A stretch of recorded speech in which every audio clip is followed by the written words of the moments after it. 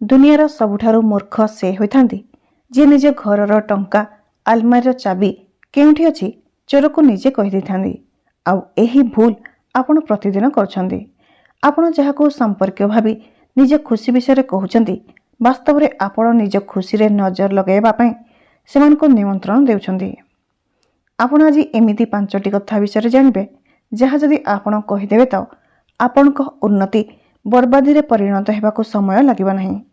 Chanakya कहउतले shop को क्षीर पियाइबा केवल निजर विष बढ़ाइबा समान होइथाए। जदि निज हस खुशी आपण को प्रिय त एही भिडियोटी शेष जाए देखंतु।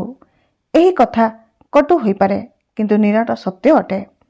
सफलता परे ताली बजाइबा पई बहुत हाथ मिली जिवे किंतु जेबे आपण किछि होई नथांती ओ संघर्ष करथांती सेतेबेले आपण को तळ को खसिया पई हाथ अधिकांश आपणक निज घर परिवार संपर्क मानकर ही होइथाए। बाहर शत्रु तो केवल शरीर उपरे प्रहार करथाए किंतु घरर शत्रु सीधा आपणक आत्मा आपणक आत्मविश्वास और आपणक स्वप्न उपरे प्रहार करथाए। आज आम जो नीति विषय जानिबा जहा सही वास्तव सत्यता अटे जहा प्रत्येक मनुष्य भोगी थाए जे निज जीवन रे किछि बड़ करिया पई चेष्टा करथाए। संपर्क एक एमिति कुरुक्षेत्र अटे जेउठी हथियार चली न थाए शब्द और सूचना चली थाए। जहा पाखरे आपनक विषय रे जेते अधिक सूचना अछि से सेते अधिक आघात आपनको देई पारे। आपण भाबिथांती कि अरे ये तो मोर मौसा माउसी पिउसी अटंती तांको कोन लुचाइबी। बास एहा सही कोमलता अटे जहा आपनको बेकरे छुरी मध्य चलाई थाए। मने रखंतु चाणक्य कहितले अति परिचय रे अवज्ञा होइथाए आउ अति खोला हेबे तो विनाश निश्चित। जेबे आपण निज जीवनर पुस्तक समस्त सामना रे खोली थांदी तो लोक माने ताकू पढ़ी न थांदी बरम तार पृष्ठा को फाड़ी निज हिसाब रे कहानी बनै थांदी।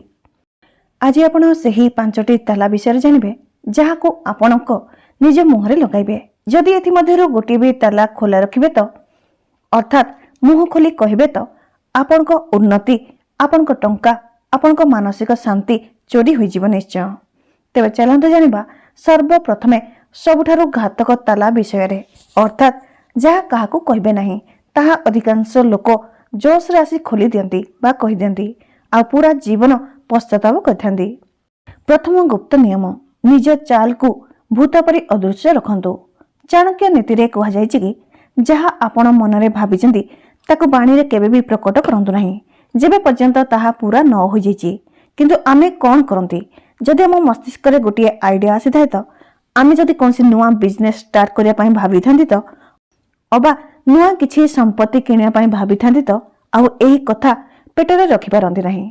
सर्वप्रथमे कोनसी घनिष्ठ संपर्क को कहि थांती जेमिति ही आपण एही कथा कहि थांती तो आपण निज विफलतार बीज बुणी देई थांती।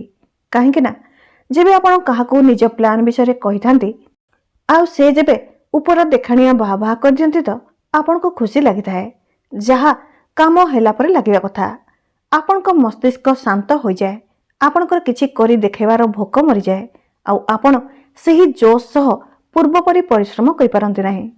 अन्य कारणटी होछि आपण कहि देबा द्वारा आपण को काम रे नजर लागि थाए। जेबे आपण निज संपर्क मान को कहि थांती कि आपण किछि बड़ करिया को जाउछंती तो सर्वप्रथमे तांको मनरे एही विचार आसे नाही कि आपण केते योग्य बरम एहा आसी थाए कि जदि ये बड़ लोक होई जिवो तो मोर पुओ या आगे छोट देखा जिवो। एहा ईर्षार मनोविज्ञान अटे आउ सेठारु आरंभ होइथाए मिठा विष देवार काम। सी बहुत प्रकार कथा कही आपणको मनोबल भांगिया को चेष्टा करिवे विफल हेबार भय देखाइबे। तांको उद्देश्य आपणको बंचेबा नुहे बरम आपणको डराई धीरे धीरे तांको नकारात्मक कथा को आपणको मनरे बसेबार उद्देश्य होइथाए। आउ तांको उद्देश्य जेबे फलप्रद होइथाए तो आपणको निज उपरे संदेह हेबाको लागिथाए। जेउ ऊर्जा आपणको कामरे लगाइबार थिला ताहा एबे आशंका सह लढिबारे खर्च हेबाको लागिथाए। आउ शेषरे कोन होइथाए ना आपण से काम आरंभ ही करि पारंती नाही अबा भयरे करिथांती आउ विफल होई जांती। आउ मजार कथा सुनंतु सही संपर्क माने पुणी आसी सहानुभूति देखाई कहिथांती कि आमे तो प्रथमरु बुझाइथिलु किंतु तुमे मानि नथिलो। एथिपाई चाणक्य नीतिर प्रथम नियम हेउची सरप्राइज देवा शिखंतु समाचार देवा नुहे। निज प्लान को एते गुप्त रखंतु कि ଯେଉଁ ଦିନ ଆପଣ ସଫଳ ହୋଇଯିବେ ସେହି ଦିନ ସମ୍ପର୍କକୁ ଖବର ବି ନଥିବ, ହେଲେ ତାଙ୍କୁ ସିଧା ଝଟକା ଲାଗିବ। ଯେବେ ପରିଣାମ ଜବାବ ଦେଇଥାଏ ତ ଜଳିବା ଲୋକଙ୍କ ପାଟି ଆପେ ଆପେ ବନ୍ଦ ହୋଇଯାଏ। ମନେ ରଖନ୍ତୁ, ନିର୍ଦ୍ଧାରିତ ସମୟ ପୂର୍ବରୁ ଖୋଲି ଯାଇଥିବା ଯୋଜନା ଗର୍ଭରେ ମରିଯାଇଥିବା ଛୁଆ ସମାନ ହୋଇଥାଏ। ତାର କୌଣସି ଭବିଷ୍ୟ ହୋଇନଥାଏ। ସେଥିପାଇଁ ନିଜ ଚାଲ ବା ଯୋଜନାକୁ ସେତେ ପର୍ଯ୍ୟନ୍ତ ଗୁପ୍ତ ରଖନ୍ତୁ ଯେବେ ପର୍ଯ୍ୟନ୍ତ ତାହା ଇତିହାସ ହୋଇ ନ ଯାଇଛି। କିନ୍ତୁ ଯଦି ଆପଣଙ୍କୁ ଲାଗିଥାଏ କି କେବଳ ଯୋଜନା ଲୁଚେଇବା ପର୍ଯ୍ୟାପ୍ତ ଅଟେ ତ ଆପଣ ବହୁତ ବଡ଼ ଭ୍ରମରେ ଅଛନ୍ତି। କାହିଁକି ନା ଯାହା ଆପଣ ଆଗକୁ ଜାଣିବେ ତାହା ପ୍ଲାନ୍ ଠାରୁ ବି କୋମଳ ଅଟେ। ପ୍ଲାନ୍ ଭାଙ୍ଗିଗଲେ ନୂଆ କରାଯାଇପାରିବ, କିନ୍ତୁ ଆପଣ ଦ୍ୱିତୀୟ କଥାଟି ଖୋଲିଦେବେ ତ ବା କହିଦେବେ ତ ତାହା ଆପଣଙ୍କ ମେରୁଦଣ୍ଡ ଭାଙ୍ଗିଦେବ। ଆଉ ଏହା ସେହି ଭୁଲ ଅଟେ ଯାହା ଅଧିକାଂଶ ଆମେ ଭାବୁକ ହୋଇ ଇମୋସନାଲ ହୋଇ ନିଜର ଭାବିକରି କହିଦେଇଥାନ୍ତି।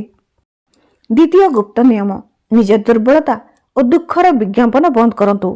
ମଣିଷର ପ୍ରକୃତି କି ଯେବେ ସେ ଦୁଃଖୀ ହୋଇଥାଏ ତ ତାକୁ ଗୋଟିଏ କାନ୍ଧର ଆବଶ୍ୟକତା ହୋଇଥାଏ। ଘରେ କ୍ଲେଶ ହେଉଛି, ସ୍ତ୍ରୀ ସହ ପଟୁନାହାନ୍ତି, ଛୁଆମାନେ ହଇରାଣ କରୁଛନ୍ତି ଆଉ ଆପଣ କୌଣସି ମୋକଦ୍ଦମାରେ ଫସି ରହିଛନ୍ତି ତ ଏମିତି ସମ୍ବେଦନଶୀଳ ପରିସ୍ଥିତିରେ ଆମକୁ ଲାଗିଥାଏ କି କୌଣସି ସମ୍ପର୍କୀୟ ଗୁରୁଜନମାନଙ୍କ ସହ କଥା ହୋଇଯିବେ ତ ସେ କୌଣସି ରାସ୍ତା ଦେଖାଇବେ ଅବା ସମ୍ପର୍କୀୟ ଭାଇ ଭଉଣୀକୁ କହିଦେବେ ତ ମନ ହାଲୁକା ହେଇଯିବ। ମନେ ରଖନ୍ତୁ, ଏଠାରେ ଆପଣ ମନ ହାଲୁକା କରୁନାହାନ୍ତି ତ ନିଜ ମୃତ୍ୟୁର କାଗଜରେ ସାଇନ କରୁଛନ୍ତି। ଚାଣକ୍ୟ କହୁଥିଲେ, ନିଜ ପୀଡ଼ାର ପ୍ରଦର୍ଶନ କେବେ କରନ୍ତୁ ନାହିଁ, କାହିଁକି ନା ଦୁନିଆ ଘାରେ ଔଷଧ ନୁହେଁ ଚୂନ ଲଗାଇଥାଏ। ଯେବେ ଆପଣ କୌଣସି ସମ୍ପର୍କୀୟକୁ ନିଜ ଦୁର୍ବଳତା ଅବା ଘରର କଳହ ବିଷୟରେ କହିଥାନ୍ତି ତ ତାଙ୍କୁ ଦୁଃଖ ହୋଇନଥାଏ, ବରଂ ତାଙ୍କୁ ଆପଣଙ୍କ ବିଷୟରେ ଏକ ବିଷୟ ମିଳିଥାଏ, ତାଙ୍କୁ ମସଲା ମିଳିଥାଏ। ଆପଣ କାନ୍ଦିକରି ତାଙ୍କୁ ନିଜ ଦୁଃଖ ଶୁଣାଇବେ ତ ସେ ବଡ଼ ଧ୍ୟାନ ଦେଇ ଶୁଣିବେ। ହୁଏତ ଅଧିକ ହେଲେ 2 ଧାର ବି ଲୁହ ଗଡ଼ାଇ ଦିଅନ୍ତି, ହୁଏତ ଆପଣଙ୍କ ମୁଣ୍ଡ ଉପରେ ବି ଆଉଁସି ଦେଇପାରନ୍ତି। କିନ୍ତୁ ଯେମିତି ହିଁ ସେ ଆପଣଙ୍କ ଘରଠାରୁ ବାହାରକୁ ଆସିବେ ତ ଆପଣଙ୍କ ସେ ଦୁଃଖ ତାଜା ଖବର ହୋଇଯିବ। ତା ପରଦିନ ପୁରା କୁଟୁମ୍ବକୁ ଜଣାଥିବ କି ଆପଣଙ୍କ ଘରେ କ'ଣ ଚାଲୁଛି। ଆଉ ଯେଉଁ କଥା ଆପଣ ନିଜ ସହାନୁଭୂତି ପାଇବା ପାଇଁ କହିଥିଲେ ତାହା ଏବେ ଚରିତ୍ର କରିବାର ହତିଆର ହୋଇଯାଏ। ଭାବନ୍ତୁ, କାଲି ଯେବେ ଆପଣ ସୁଧୁରି ଯିବେ, ସବୁ ଠିକ ହୋଇଯିବ, ଆପଣ ଉନ୍ନତି ବି କରିନେବେ, ସେତେବେଳେ ବି ଏହି ସମ୍ପର୍କୀୟମାନେ ସେହି ପୁରୁଣା ଦୁର୍ବଳତାକୁ ମନେ ରଖିବେ। ଯେବେ ଆପଣ ମୁଣ୍ଡ ଉଠାଇବେ ତ ସେ ଚାଲାକିରେ କହିବେ, ଆରେ ତା କଥା ଛାଡ଼, ୟାର ଘରର ପରିସ୍ଥିତି ଆମକୁ ଜଣା ଅଛି, କାନ୍ଦି ଆସିଥିଲେ ଆମ ପାଖକୁ। ସେମାନେ ଆପଣଙ୍କର ସେହି ଦୁର୍ବଳତାକୁ ଆପଣଙ୍କ ପୁରା ପରିଚୟ କରିଦେବେ। ଖାସ କରି ଯଦି ଆପଣଙ୍କର କୌଣସି ଖରାପ ଅଭ୍ୟାସ ଅଛି ତ, କୌଣସି ଡର ଅଛି ତ, ଅତୀତର କୌଣସି ଭୁଲ ହୋଇଥିଲା ତ ତାହାକୁ ମଶାଣିକି ନେବା ପସନ୍ଦ କରନ୍ତୁ, କିନ୍ତୁ କୌଣସି ସମ୍ପର୍କୀୟକୁ କୁହନ୍ତୁ ନାହିଁ। କାହିଁକି ନା ଶତ୍ରୁ ଆପଣଙ୍କ ଶକ୍ତି ଉପରେ ପ୍ରହାର କରିଥାଏ, କିନ୍ତୁ ସମ୍ପର୍କୀୟମାନେ ସବୁବେଳେ ଆପଣଙ୍କ ଦୁର୍ବଳ ସ୍ଥାନରେ ପ୍ରହାର କରିଥାନ୍ତି। ଯଦି ତାଙ୍କୁ ଜଣାପଡ଼ିଲା କି ଆପଣ ଅପମାନକୁ ଡରିଥାନ୍ତି ତ ସେ ଜାଣି ବୁଝି ସମସ୍ତେ ଥିବା ଗହଳି ସ୍ଥାନରେ ଏପରି କଥା କହିବେ ଯେଉଁଥିରେ ଆପଣ ଅପମାନିତ ଅନୁଭବ କରିବେ। ଯଦି ତାଙ୍କୁ ଜଣାପଡ଼ିଲା କି ଆପଣ ଭାବନାତ୍ମକ ରୂପରେ ଦୁର୍ବଳ ଅଟନ୍ତି ତ ସେ ଆପଣଙ୍କୁ ଇମୋସନାଲ ବ୍ଲାକମେଲ କରି ନିଜ କାମ ହାସଲ କରିପାରନ୍ତି। ଜଣେ ରାଜା ବା ସଫଳ ବ୍ୟକ୍ତି ସେ ଅଟେ ଯିଏ ବାହାରୁ ପଥର ପରି ଶକ୍ତ ଦେଖାଯାଉଥିବେ, ଯାହାଙ୍କ ଚେହେରାକୁ ଦେଖିକରି କେହି ଏହା କହିପାରିବେ ନାହିଁ କି ଆପଣଙ୍କ ଭିତରେ ତୋଫାନ ଚାଲୁଛି ବା ଶାନ୍ତି ରହିଛି। ନିଜ ଯୁଦ୍ଧ ନିଜେ ଲଢ଼ିବା ଶିଖନ୍ତୁ। କାନ୍ଥର ବି କାନ ହୋଇଥାଏ ଆଉ ସମ୍ପର୍କୀୟ ମାନଙ୍କର କାନ ପରି ହୋଇଥାଏ, ଯାହା କେବଳ ନକାରାତ୍ମକ କଥା ଶୁଣିଥାନ୍ତି। ତୃତୀୟ କଥା ହେଉଛି ଆପଣଙ୍କ ପକେଟ ଆପଣଙ୍କ ଔକାତ ସହ ଯୋଡ଼ି ହୋଇଛି। ବିଶ୍ୱାସ କରନ୍ତୁ, ଯେଉଁଦିନ ଆପଣ ଏହି ତୃତୀୟ ନିୟମକୁ ଭାଙ୍ଗିବେ ସେହିଦିନ ଠାରୁ ଆପଣ ତାଙ୍କ ପାଇଁ ମଣିଷ ନୁହେଁ, ବରଂ ଗୋଟିଏ ATM ମେସିନ୍ ହୋଇଯାଇଛନ୍ତି। ଏହା ସେ ଜାଲ ଅଟେ ଯେଉଁଥିରେ ଫସି ବଡ଼ରୁ ବଡ଼ ଧନୀ ଲୋକ ସଡ଼କକୁ ଆସି ଯାଇଛନ୍ତି। ତୃତୀୟ ଗୁପ୍ତ ନିୟମ ହେଉଛି ନିଜର ଅସଲି ଆମଦାନୀ ବ୍ୟାଙ୍କ ବାଲାନ୍ସକୁ ବହୁତ ସିକ୍ରେଟ ରଖନ୍ତୁ। ଟଙ୍କା ଏକ ଅଜବ ଜିନିଷ ଅଟେ। ଯଦି ଆପଣଙ୍କ ପାଖରେ ନାହିଁ ତ ସମ୍ପର୍କୀୟ ଆପଣଙ୍କୁ ବିଚରା ମାନେ ଛାଡ଼ି ଦେଇଥାନ୍ତି, ଆଉ ଯଦି ଆପଣଙ୍କ ପାଖରେ ଟଙ୍କା ବହୁତ ଅଛି ତ ଆପଣଙ୍କୁ ଶିକାର ମାନେ ଘରକୁ ନେଇଥାନ୍ତି। ଆମମାନଙ୍କ ଭିତରେ ଏକ ବହୁତ ଖରାପ ଅଭ୍ୟାସ ହେଉଛି ଦେଖାଇ ହେବା। ନୂଆ ଗାଡ଼ି ନେବା, ନୂଆ ଘର ନେବା, ବୋନସ୍ ମିଳିଲେ ଅବା ଲଟେରୀ ଲାଗିଲେ ସର୍ବପ୍ରଥମେ ଆମେ ନିଜ ଖୁସିର ବାଜା ବଜେଇ କହି ହୋଇଥାନ୍ତି, ଆଉ ଯଦି ଭୁଲରେ ବି ଯଦି କହି ପଚାରି ନେଲେ ତ ଛାତି ଚଉଡ଼ା କରିନିଅନ୍ତି। ଆମେ ସେହି ସବୁ କଥାକୁ ବହୁତ ଗର୍ବରେ କହିଥାନ୍ତି। ବାସ୍ ଏହିଠାରେ ଆପଣ ନିଜ ଗୋଡ଼ରେ ନିଜେ କୁରାଢ଼ି ମାରିନେଲେ। ଚାଣକ୍ୟ ଅର୍ଥଶାସ୍ତ୍ରରେ ସଫା ସଫା ଲେଖିଛନ୍ତି କି ଧନର ରକ୍ଷା ବି ଧନ କମାଇବା ସହ ସମାନ ମହତ୍ତ୍ୱପୂର୍ଣ୍ଣ ହୋଇଥାଏ। ଯେମିତି ସମ୍ପର୍କକୁ ଆପଣଙ୍କ ଅସଲି ଇନକମ୍ ବିଷୟରେ ଜଣାପଡ଼େ, ତାଙ୍କ ମସ୍ତିଷ୍କରେ ଗୋଟିଏ କାଲକୁଲେଟର ଚାଲିବାକୁ ଲାଗିଥାଏ। ସେ ଆପଣଙ୍କ ପରିଶ୍ରମ, ସଂଘର୍ଷ ଓ ଆପଣଙ୍କ ଖର୍ଚ୍ଚ ଦେଖିନଥାନ୍ତି, ସେ କେବଳ ସଞ୍ଚୟ ଦେଖିଥାନ୍ତି। ଯଦି ଆପଣ ଜଣାଇବେ କି ଆପଣ 1 ଲକ୍ଷ ମାସକୁ ଇନକମ୍ କରୁଛନ୍ତି ବୋଲି ତ ତାଙ୍କ ନଜରରେ ଆପଣ ଧନୀ ଅଟନ୍ତି। ଯଦି କାଲିକି ତାଙ୍କର କୌଣସି କାମ ଅଟକିଗଲା, କୌଣସି ଛୋଟ ଖର୍ଚ୍ଚ ଆସିଗଲା ଅବା କାହାକୁ ଉଧାର ଆବଶ୍ୟକ ହେଲା ତ ସର୍ବପ୍ରଥମେ ଆପଣଙ୍କ ଦ୍ୱାରକୁ ଆସିବେ। ଆଉ ଆପଣ ମନା କରିପାରିବେ ନାହିଁ, କାହିଁକିନା ତାଙ୍କୁ ଜଣାଅଛି କି ଆପଣଙ୍କ ପକେଟରେ ଟଙ୍କା ଅଛି। ଆଉ ଯଦି ଆପଣ ନ ଦେଲେ ତ ଆପଣ ଗର୍ବୀ, ଅହଙ୍କାରୀ କୁହାଯିବେ। ଆଉ ଯଦି ଆପଣ ଟଙ୍କା ଦେଇଦେବେ ତ ସେହି ଟଙ୍କା ପୁନଶ୍ଚ କେବେ ଫେରି ପାଇବେ ନାହିଁ, କାହିଁକି ନା ତାଙ୍କ ନଜରରେ ଆପଣଙ୍କୁ କ'ଣ ଫରକ ପଡ଼ିଥାଏ, ଆପଣ ତ ବହୁତ ଇନକମ୍ କରୁଛନ୍ତି। ଏହାଠାରୁ ବି ଖରାପ ଏହା କି ଯେବେ ତାଙ୍କୁ ଜଣାପଡ଼ିଥାଏ କି ଆପଣ ତାଙ୍କଠାରୁ ଅଧିକ କମାଉଛନ୍ତି ତ ସେ ତୁଳନାର ନିଆଁରେ ଜଳିବାକୁ ଲାଗିଥାନ୍ତି। ସେ ଆପଣଙ୍କ ଲାଇଫଷ୍ଟାଇଲରେ କମି ଖୋଜିବେ, ଯେପରି ଆରେ ଟଙ୍କା ଥିଲେ କ'ଣ ହେବ, ସଂସ୍କାର ନାହିଁ। ଏଥିପାଇଁ ଚାଣକ୍ୟଙ୍କ ନୀତିର ତୃତୀୟ ନିୟମ ପାଳନ କରନ୍ତୁ। ଯଦି ଆପଣ ଲକ୍ଷେ ଇନକମ୍ କରୁଛନ୍ତି ତ ଏମିତି ଜଣାନ୍ତୁ କି ବାସ୍ ଗୁଜୁରାଣ ମେଣ୍ଟୁଛି। ନିଜ ଗାଡ଼ି, ନିଜ ମୋବାଇଲ, ଘର ଆଦି ଦାମ ସମ୍ପର୍କୀୟମାନଙ୍କ ଆଗରେ କୁହନ୍ତୁ ନାହିଁ। ଯେବେ ସେମାନେ ପଚାରିବେ କି କେମିତି ଜୀବନ କଟୁଛି ତ ହସି କୁହନ୍ତୁ ବାସ୍ ସେମିତି ଚାଲିଛି। ସବୁ ଜିନିଷ ମହଙ୍ଗା ବହୁତ ଅଟେ, ଖର୍ଚ୍ଚ ପୂରା ହେଉନାହିଁ। ମନେ ରଖନ୍ତୁ, ଜଣେ କାନ୍ଦୁଥିବା ମଣିଷଠାରୁ କେହି ଉଧାର ମାଗିନଥାଏ। ଜଣେ ଗରିବ ଦେଖାଯାଉଥିବା ମଣିଷକୁ କେହି ଜଳି ନଥାଏ। ନିଜ ସମୃଦ୍ଧିକୁ ରହସ୍ୟ କରି ରଖନ୍ତୁ।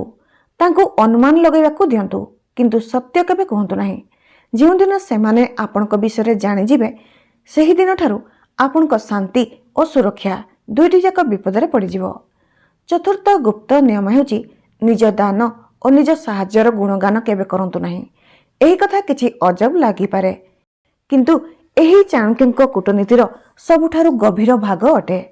ଆମେ ଅଧିକାଂଶ ଜୋଶରେ ଆସି ନିଜ ଉଦାରତା ପ୍ରମାଣିତ କରିବା ପାଇଁ ସମ୍ପର୍କୀୟକୁ କହିଦିଅନ୍ତି। ଆପଣଙ୍କୁ ଲାଗିଥାଏ କି ଏସବୁ କହିଲେ ଆପଣଙ୍କ ଇଜ୍ଜତ ସମ୍ମାନ ବଢ଼ିବ, ଲୋକମାନେ ଆପଣଙ୍କୁ ଦାନବୀରର କନ୍ୟା ଭାବିବେ, କିନ୍ତୁ ବାସ୍ତବରେ ଆପଣ ନିଜେ ନିଜ ପାଇଁ ଗାତ ଖୋଳିଥାନ୍ତି। ଯେବେ ଆପଣ ସମ୍ପର୍କୀୟମାନଙ୍କୁ କହିଦିଅନ୍ତି କି ଆପଣ କାହାର ସାହାଯ୍ୟ କରିଥାନ୍ତି ତ ଆପଣ ଅଜାଣତରେ ଦୁଇଟି ସଂକେତ ଦେଇଥାନ୍ତି। ପ୍ରଥମେ ହେଉଛି ଆପଣଙ୍କ ପାଖରେ ଫାଲତୁ ଟଙ୍କା ଅଛି। ଦ୍ୱିତୀୟ ହେଉଛି ଆପଣ ସହଜରେ ତଳେ ଯାଆନ୍ତି, ଆପଣଙ୍କୁ ମୂର୍ଖ ବନାଇ ବା ଇମୋସନାଲ କରି ଲୁଟି ନେଇପାରିବେ। ସମ୍ପର୍କୀୟମାନେ ଏହା ଭାବନ୍ତି ନାହିଁ କି ଆପଣ ଦୟାଳୁ ଅଟନ୍ତି ବୋଲି, ସେ ଭାବିଥାନ୍ତି କି ଆପଣଙ୍କୁ ଟାର୍ଗେଟ କରିହେବ, କାରଣ ଆପଣ ତାଙ୍କୁ ମଧ୍ୟ ସାହାଯ୍ୟ କରିପାରିବେ। ଏବେ ସେ ନିଜ ଅଧିକାର ଜମେଇବା ଆରମ୍ଭ କରିଦେବେ। ଆଉ ଯେଉଁଦିନ ଆପଣ ତାଙ୍କୁ ମନା କରିବେ, ହୁଏତ ସେତେବେଳେ ଆପଣଙ୍କଠାରେ ବାସ୍ତବରେ ଟଙ୍କା ନଥିବ। ସେତେବେଳେ ସେ ପଛର ଉଦାରତାକୁ ହିଁ ଆପଣଙ୍କ ବିରୁଦ୍ଧରେ ବ୍ୟବହାର କରିବେ।